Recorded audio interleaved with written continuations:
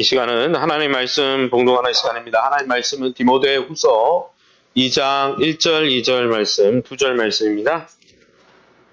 신약성경 343쪽에 나와 있습니다. 신약성경 343면 디모데후서 2장 1절 말씀.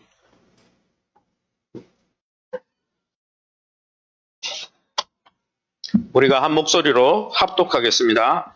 343쪽입니다. 같이 있습니다. 내 아들아, 그러므로 너는 그리스도 예수 안에 있는 은혜 가운데서 강하고 또 내가 많은 증인 앞에서 내게 들은 말을 충성된 사람들에게 부탁하라.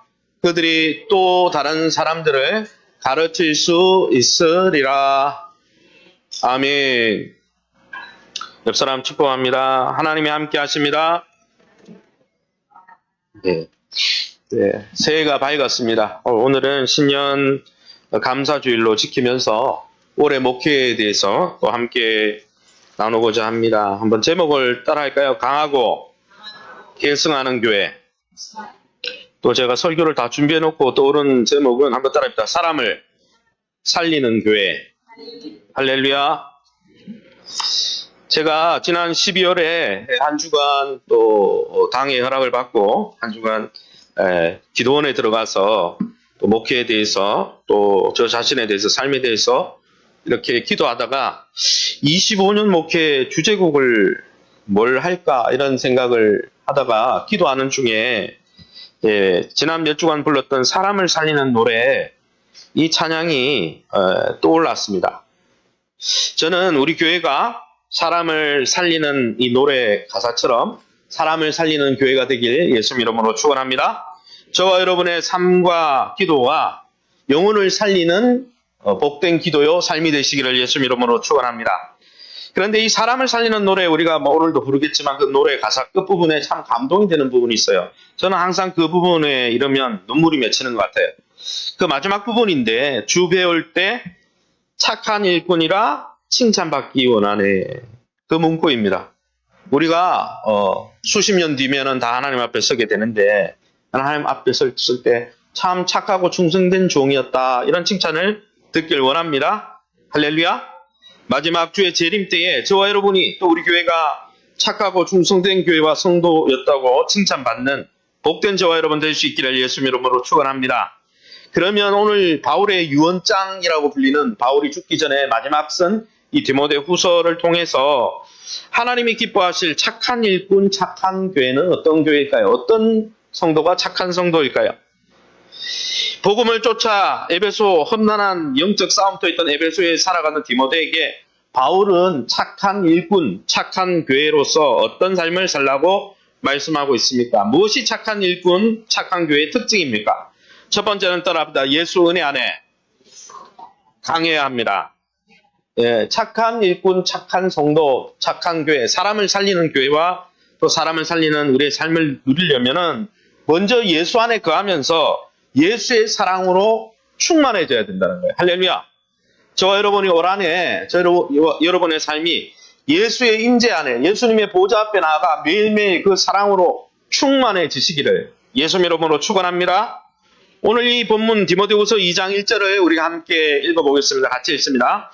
내 아들아, 그러므로 너는 그리스도 예수 안에 있는 은혜 가운데서 강하고 쉬운 성경에는 이렇게 번역되어 있습니다. 나의 사랑하는 아들 디모데여, 예수 그리스도의 은혜로 강하고 담대하십시오. 우리가 여호수아를 본문을 읽는데 여호수아 1장에도 강하고 담대하라는 말이 나오는데 오늘 본문에도 강하고 담대하라고 말씀하고 있습니다. 본동사가 강하다, 강하고 이 단어입니다. 이 강하고를 정확하게 번역하면 강하여지고라는 단어입니다. 이 강하여지고라는 단어는 수동태형입니다. 강하게 하다라는 엔디나모, 이 엔디나모에서 디나모 여기에서 다이나마이트라는 이 어원이 왔거든요. 강력한 폭약을 다이나마이트라 그러잖아요. 그죠? 이 성경 본문에 강하게 하다라는 이 수동용을 써서 강하여져라 이렇게 말씀하고 있다는 거죠. 저와 여러분이 올 한해 하나님의 능력과 은혜로 강하여지시기를 예수 이름으로 축원합니다. 강하지 않고는 영적으로 성숙되고 충만하지 않고는 우리가 착한 삶, 하나님이 기뻐하는 삶을 살 수가 없는 거죠. 그런데 이 강하다는 이 단어가 구약에서는 어떻게 쓰였나 찾아보니까 옷을 입다. 다른 말로 하나님의 성령으로 옷 입다. 이렇게 쓰여졌어요. 어디에 나오느냐? 사사기 6장에 나오는데 이렇게 되어 있습니다. 여호와의 영이 기드온에게 임하시니, 이 임하시니라는 단어가 강하다는 단어고요. 또 세번역 성경에는 주님의 영이 기드온을 사로잡으니, 이 사로잡으니라는 단어가 강하답니다. 즉 하나님의 성령으로 충만해지다. 그 뜻으로 사용되었고, 신약에서는 이 강하게 하다 이 단어가 주로 사도 직분이나 사도 바울처럼 사도 직분이나 교회의 직분과 관련해서 강하다라는 표현이 많이 나오고 있습니다. 이 강하다, 디나미스라고 하는데 여기서 다이나마이트가 왔죠. 이 하나님의 강함이 되시는 예수 그리스도께서 사도 바울을 세워서 사도 바울이 교회를 섬기고 성도를 섬기고 이방인들을 섬길 수 있도록 강하게 붙드셨다는 것이죠. 그가 선포하고 말씀으로 증거하고 사역할 때마다 능력으로 임재해 주셨다는 것입니다. 할렐루야. 사랑하는 성도 여러분, 저와 여러분의 삶에 하나님의 강함으로 충만하시기를 예수 이름으로 축원합니다. 빌립보서 4장 11, 13절에 그래서 사도 바울은 뭐라고 이야기했습니까? 내가 궁핍함으로 말하는 것이 아니니라 뭐라고 되어 있어요? 내게 능력, 강함을 주시는 자 안에서 내가 모든 것을 할 수 있느니라. 사도 바울이 자신의 궁핍함에 대해서 말한 이유가 뭡니까? 내가 부하거나 가난하거나 이런 형편을 이야기한 이유가 성도들에게 좀 헌금을 해달라 그런 이야기를 한 게 아니고 이것을 이렇게 이야기한 이유는 나는 약하지만은 나의 약함을 능히 덮어주시는 하나님의 강함으로 주님께서 지금도 나를 붙들고 있다. 이 하나님의 강함을 대조적으로 강조하기 위해서 자기의 연약함을 이야기한 거죠. 사랑하는 성도 여러분, 우리는 연약할 수 있고 부족할 수 있지만 우리의 연약함을 덮으시는 그 하나님의 강함 속에 오늘 올 한해도 승리하시기를 예수 이름으로 축원합니다. 더불어서 에베소서 6장 10절에 또 이 강하게 하다는 단어를 또 썼는데 에베소서 6장 10절에 끝으로 너희가 주 안에서와 그 힘의 능력으로 강건하여지고, 쉬운 성경에는 끝으로 주님의 크신 능력 안에서, 이게 강함입니다. 강해지십시오. 하나님의 전신갑주를 이야기할 때 이야기를 한 거죠. 사랑하는 성도 여러분, 우리가 살아가는 세상은 복음에 대해서 저항하는 세상입니다. 하나님 나라를 부인하는 세상입니다. 하나님 나라 백성을 핍박하는 세상입니다. 이런 세상, 불의한 세상의 반발과 저항을 생각하면 성도는 하나님의 능력과 은혜로 강하여져야 살아갈 수 있다는 거예요. 하나님 백성으로. 할렐루야. 왜요? 핍박하는 세상이고 하나님 나라를 거부하는 세상이기 때문입니다. 그러면 여러분, 무엇이 우리를 올 한해 강하게 해줄 수 있습니까? 오늘 성경을 읽어보면 그리스도 예수 안에 있는, 그리스도는 메시아라는 뜻이죠. 왕이신 예수 안에 있는 은혜 안에서 강하여져라. 수동태로 썼어요. 내가 강해지자 외쳐서 강해지는 게 아니고 그 은혜로 강하여질 수 있다. 이렇게 말하고 있다는 거죠. 여러분, 신자의 감과 능력의 출처가 분명히 나옵니다. 그 능력의 출처가 무엇입니까? 디모데후서 2장 1절을 다시 한번 읽어보겠습니다. 시작. 내 아들아, 그러므로 너는 그리스도 예수 안에 있는 은혜 가운데서 강하고, 수동력이니까 은혜가 우리를 강하게 한다는 것입니다. 할렐루야. 여러분, 이 은혜라는 단어 카리스라고 하는데, 이 카리스라는 단어를 이렇게 찾아보니까, 원문 사전에 찾아보니까 무슨 뜻이냐? 한번 따라할까요? 사람에게 행복과 이익을 가져다 주는 것. 원문의 뜻이 무슨 뜻이냐면 사람들의 행복과 이익을 가져다 주는 것. 내지는 이 가져다 준 행복과 이익을 경험하고 기뻐하는 것. 이걸 은혜라고 합니다. 그러니까 누군가를 위해서, 누군가를 배려해서 하는 모든 행동이 바로 은혜죠. 하나님이 지금도 우리를 위해서, 우리를 고려하고 배려해서 하나님이 행하고 계시다는 거예요. 할렐루야. 우리의 행복과 유익을 위해서 역사하고 계시다는 것입니다. 할렐루야. 그 사랑 안에서 강해질 수 있다는 겁니다. 할렐루야. 고대 철학자 플라톤은 그래서 그의 책에서 이 은혜를 좋은 선물, 호의와 좋은 뜻, 누군가를 기쁘게 하는 행동, 그리고 그 기쁘게 하는 행동을 받은 그 행복과 이익을 누릴 때 기뻐하며 감사하는 것도 은혜라고 표현을 했어요. 여러분, 이 은혜가 우리를 구원한 것입니다. 할렐루야. 여러분, 우리 구원의 전과정을 행하고 계신, 지금도 하나님이 우리의 유익과 행복을 위해서 역사하고 있는 그 하나님의 영원한 사랑이 바로 은혜라는 것입니다. 할렐루야. 그것을 디모데후서 1장 9절에 10절에 뭐라고 이야기했습니까? 디모데후서 1장에 하나님이 우리를 구원하사 거룩하신 소명으로 부르심은 그리스도 예수 안에서 우리에게 주신 은혜대로 하심이라. 우리의 유익과 행복을 위해 일하시는 하나님의 사랑 때문에 우리가 구원받고 우리가 부름을 받고 우리가 사명자로 직분자로 부름을 받았다는 거예요. 그 은혜가 어떤 은혜입니까? 그는 사망을 패하시고 복음으로써 생명과 썩지 아니할 것을 드러내시는 은혜다 그랬어요. 우리가 죄와 사망의 권세에 눌려서 우리 인생을 제대로 살 수 없는 우리에게 하나님께서 우리의 행복과 유익을 위해서 십자가 지시고 부활의 능력으로 우리를 붙드시고 자유케 하시고 하나님의 백성답게 살아가게 하시고 할렐루야. 여러분 그 은혜가 우리를 강하게 할 수 있다는 것입니다. 사랑하는 성도 여러분, 이처럼 우리 신자들의 강함은 세상의 강함에서 오는 게 아닙니다. 그리스도 예수 안에 있는 하나님의 사랑 안에 거할 때 강해지는 것입니다.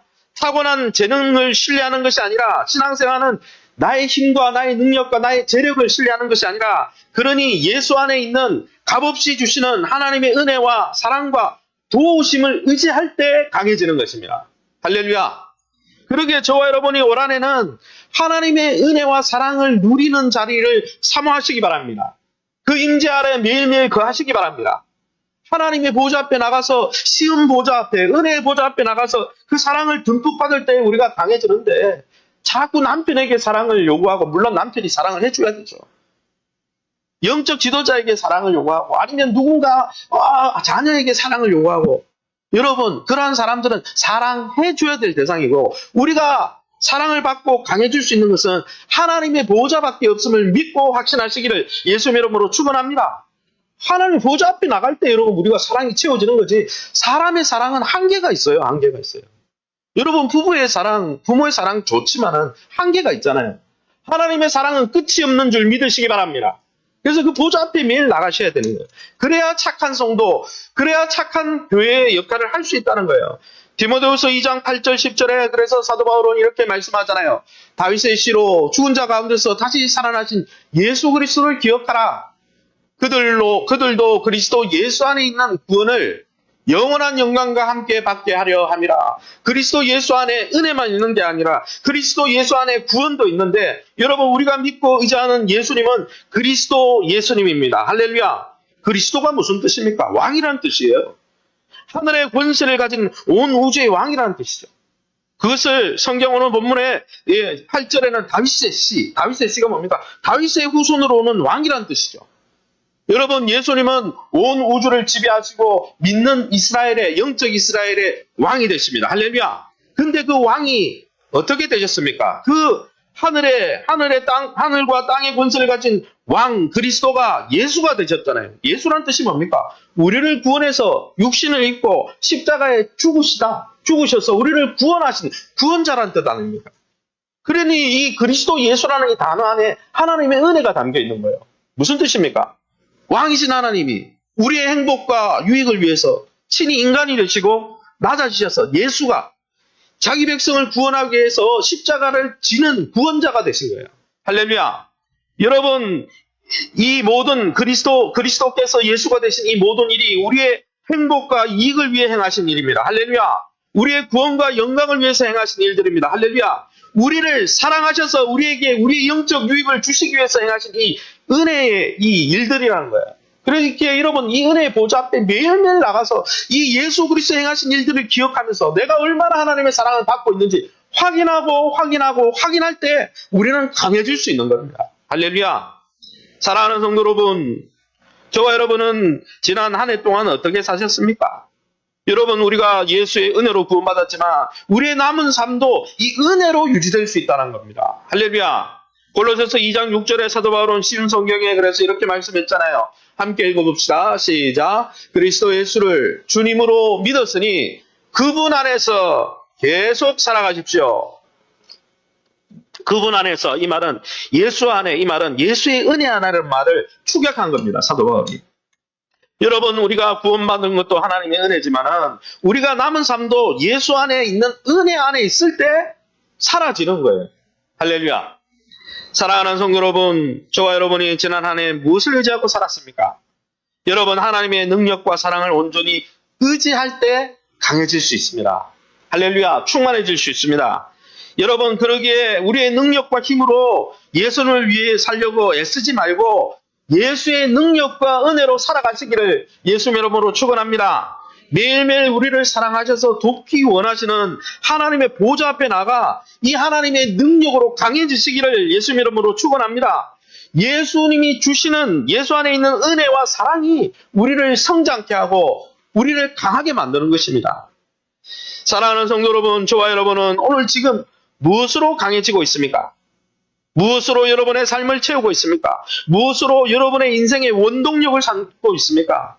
하나님의 사람은 예수 안에 있는 하나님의 사랑과 친절과 도움과 자비로만 강해질 수 있는 거예요. 아무쪼록 올 한해 주님의 은혜의 보좌 앞에 담대히 나가 매일매일 주님의 사랑과 친절과 도움을 매일 풍성히 누리며 그 풍성히 누리는 그 사랑 안에서 그 사랑으로 충만해지고 그 사랑으로 강하여지시기를 예수님 이름으로 축원합니다.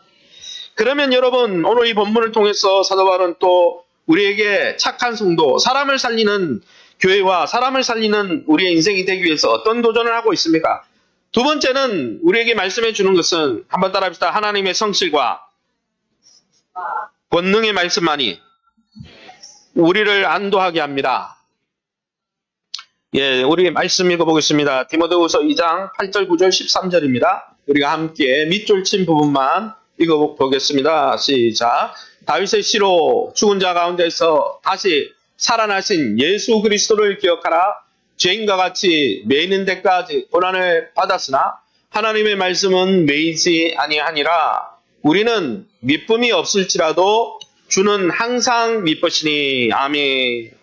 사랑하는 성도 여러분, 하나님은 신실하십니다. 할렐루야. 하나님의 말씀은 여러분 능력이 충만합니다. 할렐루야.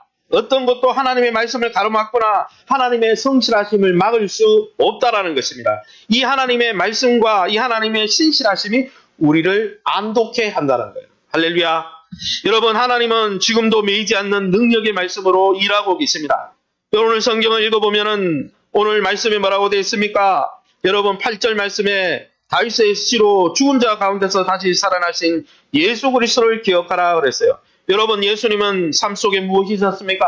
십자가 고난이 있었습니다. 죽으셨습니다. 죽음이란 단어는 좋은 단어가 아닙니다. 고난이라는 거죠. 그러나 여러분, 십자가 고난으로 묶여 있었던 예수님이 아닙니다. 말씀대로 살아나신 분입니다. 또 승천하셨고 온 세상의 왕이 되셨고 영광을 받으시고 지금은 하늘 우편에 계신 분입니다. 할렐루야. 또한 바울도 어떻습니까? 사도 바울도 자신의 삶을 예수님과 비교하고 있습니다. 9절에 뭐라고 되어 있습니까? 복음으로 말미암아 내가 죄인과 같이 매이는 데까지 고난을 받았다. 예수님도 죽으시는 십자가의 고난이 있었고 사도 바울도 옥에 갇히는 고난이 있었습니다. 사도 바울도 옥에 갇혀서 있었지만 무엇입니까? 예수님을 살리신 하나님의 능력의 말씀이 그때도 일하신 것처럼 사도 바울이 지금 옥에 갇혀 있지만 사도 바울이 전한 하나님의 말씀은 오히려 매이지 않는다는 거예요. 오히려 하나님의 말씀은 역사한다는 거예요. 우리의 육신은 연약해서 환경의 상황에 매이고 갇힐 수 있지만 우리가 붙들고 있는 하나님 나라의 복음은, 하나님의 나라의 말씀은, 하나님의 그 성실하신 말씀은 지금도 매일 수 없고 역사하신다는 거예요. 할렐루야.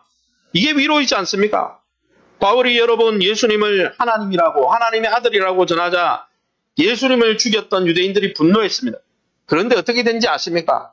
분노했던 그 유대인들 중에 많은 자들이 예수님을 따르는 자로 변화돼요. 고린도전서 1장 24절에 나오거든요. 그리고 바울이 로마 감옥에 갇히고 로마에게 가서 예수가 하나님이고 하나님의 아들로 유일한 구원자라고 이야기하자 로마인들이 분노했습니다. 왜요? 황제, 주, 퀴리오스라는 주라는 호칭은 황제에게만 돌리는 호칭인데 예수를 주라 하니까, 예수가 황제라고 이야기하니까. 그러나 여러분, 그 황제의 가족들 중에서도 예수 믿고 돌아오는 자들이 있었다는 거예요. 왜요? 바울은 대적받고, 복음을 전한 바울은 연약해서 옥에 갇히기도 했지만 바울이 전한 하나님의 말씀은 지금도 역사하시는 말씀이라는 거예요. 할렐루야. 그 말씀을 붙들 때 우리는 강해질 수 있다는 것입니다. 성경은 오늘 고린도전서 1장 24절에 뭐라고 되어 있습니까? 유대인이 되었든지 부르심을 받은 사람들에게는 그리스도는 하나님의 능력이다 그랬어요.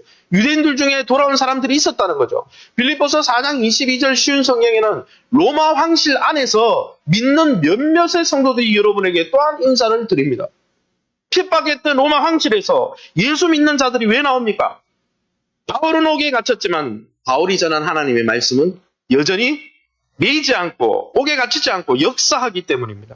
사랑하는 성도 여러분, 우리가 오늘 올 한해 하나님의 사명자로, 하나님의 백성으로, 하나님의 성도로 담대하게 살아갈 수 있는 이유가 뭡니까? 우리는 연약하고 우리는 때론 약할 때가 있고 우리의 상황이 어려울 때도 있지만 우리의 상황과 상관없이 하나님은 성실하시고 하나님의 말씀은 여전히 역사하시기 때문에 우리의 수고가 헛되지 않기 때문에 우리는 이 믿음의 길을 계속 갈 수 있다는 것입니다. 지금 잠시 우리 눈앞에 열매가 보이지 않고 환경이 어려워 보여도 우리가 붙든 하나님 나라 그 복음은 지금도 역사하고 있습니다. 하나님의 그 신실하신 가운데 하나님이 지금도 역사하고 있음을 믿고 이 길을 가시기를 예수 이름으로 축원합니다. 그러기에 여러분 올 한해 복음을 전하다가 아니면 이 복음대로 살다가 당황스러운 일들, 힘든 일이 있더라도 우리가 붙든 이 권능의 말씀을 의지하고 변함없는 하나님의 성실하심을 의지하고 하나님 보좌 앞에 담대히 나가시기를 예수 이름으로 축원합니다. 그래서 야고보서 1장 17절에 쉬운 성경의 사도 바울이 뭐라고 이야기했습니까? 우리 함께 읽어봅니다. 시작. 모든 선한 행위와 완전한 선물들은 하나님으로부터 위에서 내려오는 것입니다. 하나님께서는 결코 그림자처럼 변하는 일이 없으십니다. 여러분, 그림자는 어떻습니까?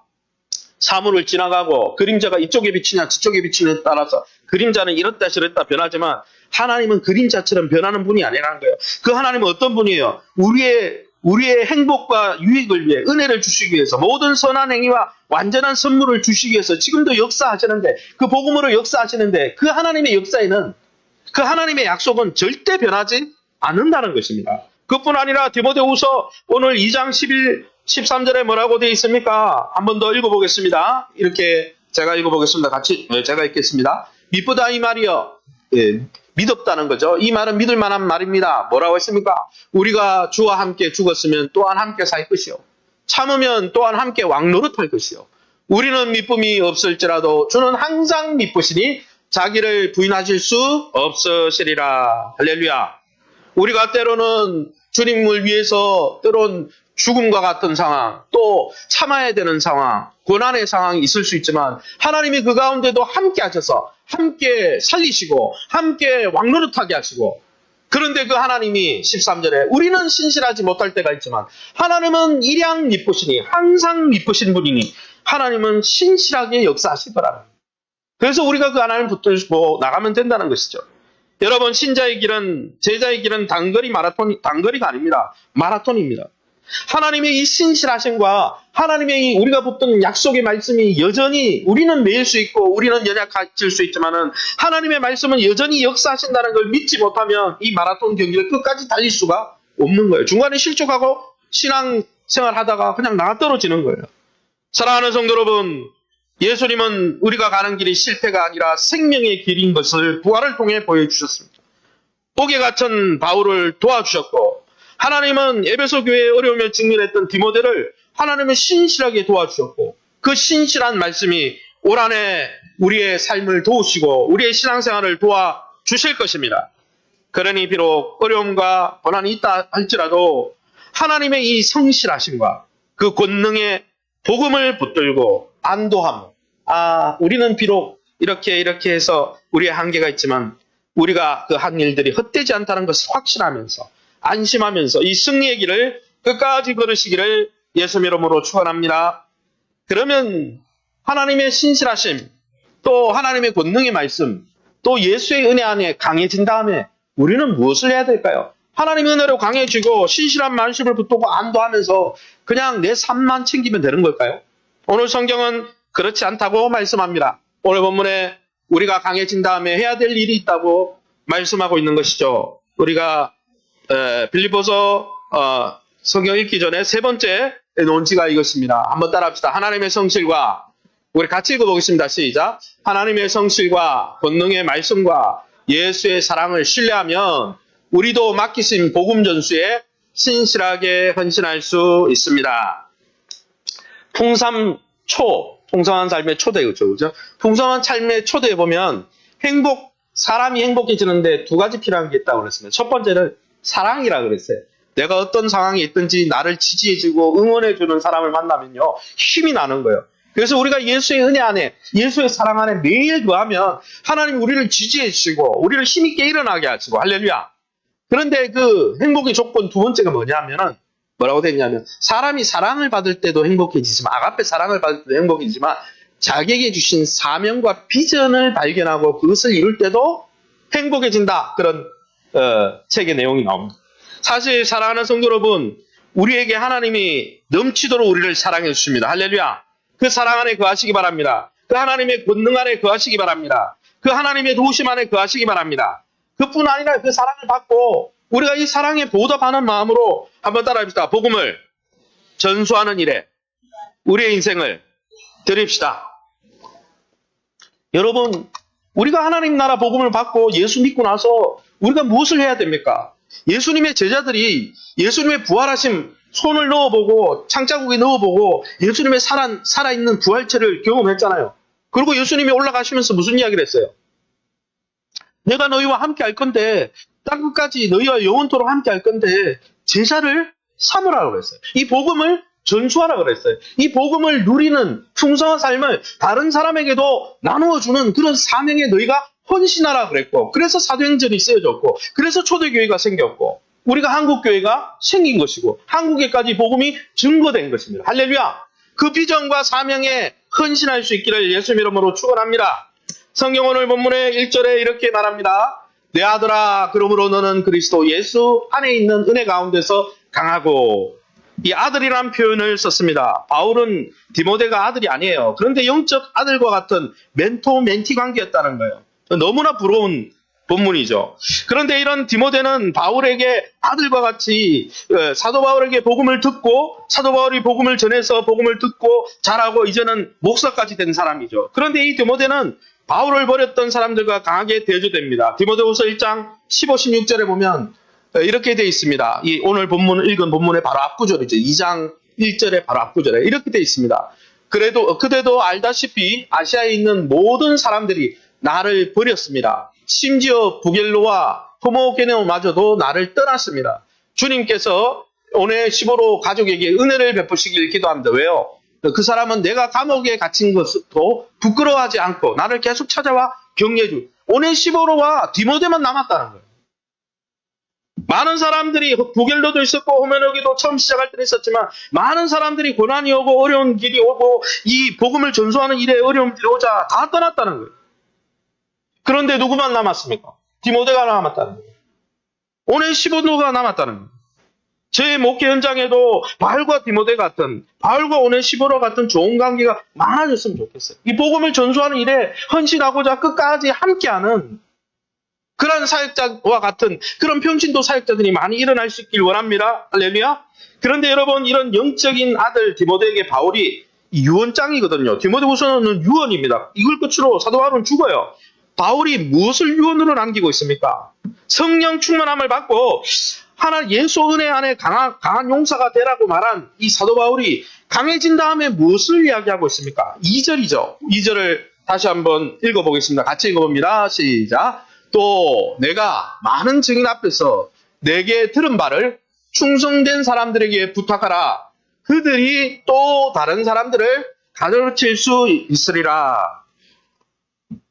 여러분, 뭘 이야기하고 있습니까? 부탁하라라고 이야기하고 있어요. 사도 바울이 예수의 은혜 가운데 강하여진다. 성령의 충만함으로 옷 입어야 된다. 하나님의 전신갑주를 입어라. 그리고 그 사랑 안에서 강한 하나님의 사람이 되라. 그렇게 말한 다음에 네 개인 삶을 살아라 말하는 게 아니고, 그 다음에 뭘 이야기했냐면 이 복음을 전수하는 제자를 삼는 이 사역에 너도 헌신하라. 이 비전의 사명에 헌신하라. 이렇게 말한 것이죠. 여기에 부탁하다라는 단어는 파라티뎀입니다. 티뎀이라는 단어는 두다라는 뜻이고, 파라라는 말은 앞이라는 뜻입니다. 앞에 두다라는 뜻이에요. 이거를 위탁하다라는 해석을 하죠. 이 부탁하다는 말은 어떤 사람이나 대상을 다른 사람의 돌봄이나 보호에 맡기다라는 뜻이에요. 우리가 어린이집에 아이를 맡기고 위탁하고 우리 직장에 나가는 거죠. 그게 위탁이죠. 부탁하다는 뜻입니다. 이 단어는 구약에서 하나님의 보호하심에 어떤 것을 맡겨두다는 뜻으로 사용되었습니다. 그래서 시편 31편 5절에는 시편 기자가 이렇게 했어요. 주님의 손에 내 목숨을 맡깁니다. 예수님이 아버지여 내 영혼을 부탁하나이다. 그 부탁이 바로 맡긴다는 뜻입니다. 이 부탁하다는 뜻은 무엇을 맡기다는 뜻이죠. 이 맡기다는 이 표현을 능동형 명령법으로 썼습니다. 적극적으로 맡기라 이렇게 말한 거죠. 사도 바울이 디모데에게 소중하게 전수하고 적극적으로 다른 사람에게 맡기라고 말한 맡기고 싶어 했던 게 무엇입니까? 그 소중한 것을 누구에게 맡기라고 말하고 있습니까? 오늘 성경 2절에 읽어보면 다시 2절을 보시면 이렇게 되어 있습니다. 또 내가 많은 증인 앞에서 내게 들은 바를 충성된 사람들에게 부탁하라. 그들이 또 다른 사람들을 가르칠 수 있으리라. 여러분 디모데에게 소중한 걸 맡아달라고 했는데 그 소중한 게 뭡니까? 바울에게 들은 바, 다른 말로 하면 그리스도 예수의 복음을 전수하라는 거예요. 그 복음을 소중히 맡았다가 너만 갖고 있지 말고 너만 누리지 말고 그것을 다른 사람이 누릴 수 있도록 맡기라는 거예요. 그런데 디모데가 이 소중한 하나님 나라 복음을 누구에게 맡기라고 말합니까? 충성되고 신실한 사람들에게 맡기라라고 했어요. 여러분 바울에게서 디모데로 복음이 전가되었습니다. 디모데는 오늘 본문을 읽어보면 충성된 사람들에게 맡깁니다. 충성된 사람들은 또 아직 믿지 않는 또 다른 사람에게로 맡깁니다. 믿음의 4대가 나오죠. 바울, 디모데, 충성된 사람들, 그 다음에 또 다른 사람들, 아직 교회에 들어오지 않은. 여러분 죽음을 앞둔 이 사도 바울의 유언처럼 한 말이 복음을 계승하고 나누고 흘려보내고 복음의 4대가 일어날 수 있도록 제자를 삼으라고 말씀한 거죠. 이것이 마지막 유언이었습니다. 여러분 오늘 예수 그리스도를 믿고 의지하는 우리에게 바울의 입술을 통해 성령이 말씀하시는 것이 바로 이거라는 거예요. 우리가 예수의 은혜 안에 강해진 다음에 나만 우리 가정만이 아니라 우리를 통해 또 다른 사람이 충성된 사람으로 세워지고 그 사람이 또 다른 사람을 가르칠 수 있는 사람으로 세워지고 이렇게 복음이 전수되어야 합니다. 그럴 때 사람을 살릴 수 있고 세상을 살릴 수 있는 교회 역할을 할 수 있다는 것입니다. 할렐루야. 사랑하는 성도 여러분, 디모데는 에베소에서 제자를 길러내는 바울의 제자였습니다. 바울은 디모데에게 복음을 전해주고 너만 잘 누리면 돼 라고 말하지 않고 디모데에게 또 다른 사람을 지도자로 세울 만큼 너는 강해져라. 여러분 우리의 풍성한 삶의 첫걸음에서 우리가 배웠잖아요. 영적 수준이 3단계가 있습니다. 영적 어린아이가 있어요. 돌봄이 필요한 사람입니다. 예수 감 믿은 새 가족 같아요. 누가 안 도와주면 주일도 못 지키고 신앙생활도 안 돼. 이런 사람은 돌봄이 필요한 사람. 영적 어린아이가 있고 그 다음에 영적 어린아이가 자급자족하는 영적 청년이 있습니다. 누구 도움 없어도 자기가 퍼먹고 잘 살아요. 근데 여러분 청년에 머무르면 안 돼요. 영적 청년은 반드시 따라합시다. 영적 부모가 돼야 됩니다. 자기가 복음으로 또 다른 사람을 복음을 낳고 전도한 그 사람이 다시 또 다른 사람을 가르칠 수 있는 영적 청년이 되고 영적 부모가 될 수 있도록 도와줘야 되는 거예요. 그게 제자 삼는 것입니다. 그게 예수님의 마지막 유언이자 사도 바울의 마지막 유언이었다는 거예요. 교회는 그러한 방식으로 부흥하고 초대교회가 그러한 방식으로 부흥해서 우리에게까지 2000년 뒤에 한민족에게까지 그 복음이 그런 방식으로 전해졌다. 만약 초대교회 제자들이 그냥 나만 꿀꺽 먹고 나만 꿀꺽 믿고 하나님 은혜 나만 누려야지 다른 사람을 길러내지 않고 다른 사람을 양육하지 않고 그 사람이 다시 영적 부모가 되도록 도와주지 않고 혼자만 신앙생활 했다면 어떻게 됐을까요? 우리에게까지 복음이 전해지지 않았을 겁니다. 우리 전 세대도 마찬가지예요. 한국교회가 어떻게 부흥했습니까? 예수 믿고 처음에 신앙생활 열심히 하고 충만한 사람들이 복음을 전하고 그 복음을 전한 사람을 교회에 데려다가 다시 양육하고 그 사람이 구역장이 되도록 그 사람이 교사가 되도록 그 사람이 하나님 나라 일꾼이 되도록 그래서 그 사람이 또 다른 사람에게 전도할 수 있는 사람이 영적 부모가 될 수 있도록 도와주고 해서 우리 지난 세대 60년대 70년대 그런 방식으로 우리도 다 누군가의 돌봄을 받았잖아요.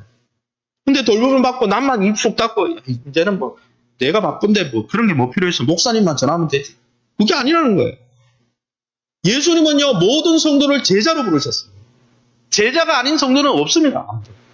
다 제자를 삼아야 됩니다.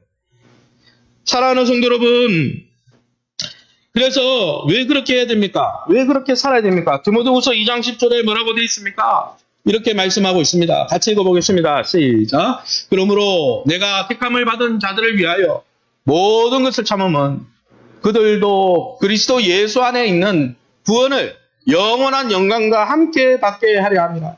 우리가 왜 또 다른 사람에게 복음을 전수해야 됩니까? 우리의 복음을 들은 그 사람도 그리스도 예수 안에 있는 구원, 그리스도 안에 있는 다른 말로 은혜와 사랑을 영원한 영광과 함께 받아다 누려야 되잖아요.